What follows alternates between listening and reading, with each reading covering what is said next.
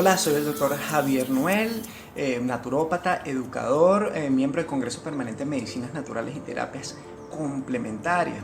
Y en esta oportunidad quiero conversarte sobre el ecoenfoque de orientación agroalimentaria y nutricional, que es un material que hemos preparado comprendiendo que los parámetros tradicionales, convencionales de la nutrición que se han venido desarrollando, sobre todo en el siglo XX, pues han sido, digamos, sobrepasados por la realidad. La realidad cambia, la realidad ha cambiado desde la mitad del siglo XX para acá muy rápidamente, y esos cambios han generado nuevas problemáticas en temas agroalimentarios, en particular en lo que tiene que ver con las enfermedades crónicas no transmisibles como principal causa de mortalidad y morbilidad, lo cual antes no era una realidad concreta. Entonces, lo más importante en todo caso de entender por acá es que pues continuamos trabajando con el trompo de los alimentos. El trompo de los alimentos surgió desde una disciplina, la biología, en particular el tema de la nutrición y de la biología, pero en particular de lo que es la bioquímica,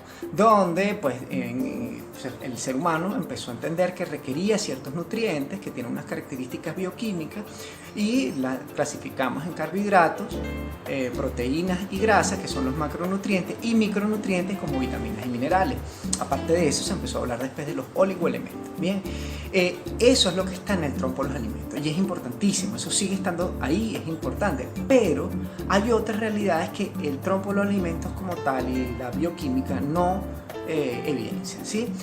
¿A qué nos referimos? Bueno, primero vamos a cruzar ese trompo de los alimentos con lo que la Organización Panamericana de la Salud a partir del año 2015 denominó el sistema NOVA.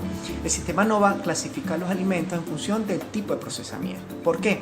Porque resulta que en los últimos 50 años aproximadamente los pueblos empezaron a cambiar la forma de consumir producto del desarrollo de las industrias agroalimentarias, que empezaron a generar una serie de procedimientos industriales que cambiaron de forma química y biológica los alimentos. Y pues hoy en día lo que más consumimos son alimentos que han sido modificados biológica y químicamente.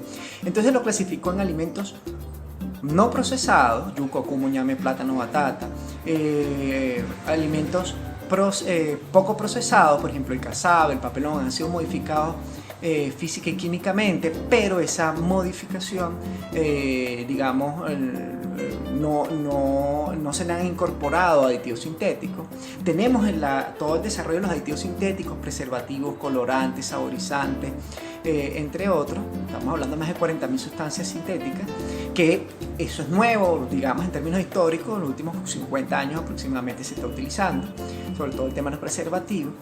Y entonces tendríamos además los alimentos procesados y ultraprocesados. Los procesados han sido modificados y se han utilizado algunos aditivos como blanqueadores, etc. Por ejemplo, el arroz blanco, la harina de maíz blanca, entre otros. Y están los alimentos ultraprocesados que han sido modificados biológica y químicamente. El porcentaje del alimento base ha disminuido muchísimo. Es decir, por ejemplo, si agarramos una leche en polvo, una leche maternizada, eso no es 100% leche, es un porcentaje menos del 100% de leche, y además el otro porcentaje, que es cada vez más importante, más representativo en términos de cantidad, está basado en aditivos sintéticos, preservativos, saborizantes, etc. Bien, entonces, ¿cuál es el problema? Que el excesivo consumo de alimentos procesados y ultraprocesados está relacionado a las principales causas de mortalidad y morbilidad que no existían, o que eran de muy bajo impacto hace 60, 70 años. Hoy en día las principales causas de mortalidad y morbilidad son las enfermedades crónicas no transmisibles, son enfermedades multicausales, y uno de los factores más importantes es el tema alimentario. ¿Ven? Entonces, ¿qué ocurre? Que comprendiendo esa realidad, pues nosotros tenemos que ver y verificar, y qué fue lo que hizo la Organización Panamericana de la Salud, qué fue lo que cambió en estos últimos 50, 60 años para que se dispararan este tipo de enfermedades, cáncer, diabetes, que como siempre decimos produce entre 30 y 40 millones de muertes al año en todo el planeta.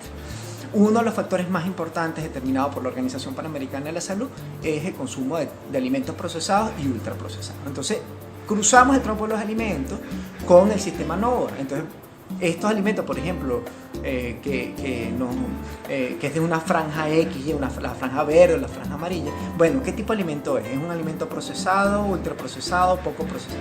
¿Qué es lo que deberíamos consumir según la Organización Panamericana de Salud?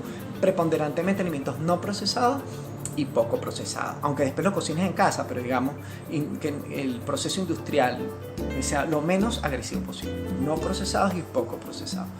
Podemos consumir algo de alimentos procesados, pero que no sea la mayor parte, sino un porcentaje mínimo, y no consumir alimentos ultraprocesados como cubitos, saborizantes artificiales, salsas, enlatados, carnes procesadas, inclusive quesos, embutidos. Esos son alimentos ultraprocesados. Inclusive la leche maternizada para los chamos es considerado un alimento ultraprocesado. Los cereales, esos industriales de las cajas, son alimentos ultraprocesados. Inclusive muchos alimentos que son vendidos como alimentos saludables, naturales, son alimentos ultraprocesados. Esas merengadas proteicas para los adultos mayores, para la gente que quiere hacer masa muscular, eso es considerado alimentos ultraprocesados y está relacionado directamente a las enfermedades crónicas.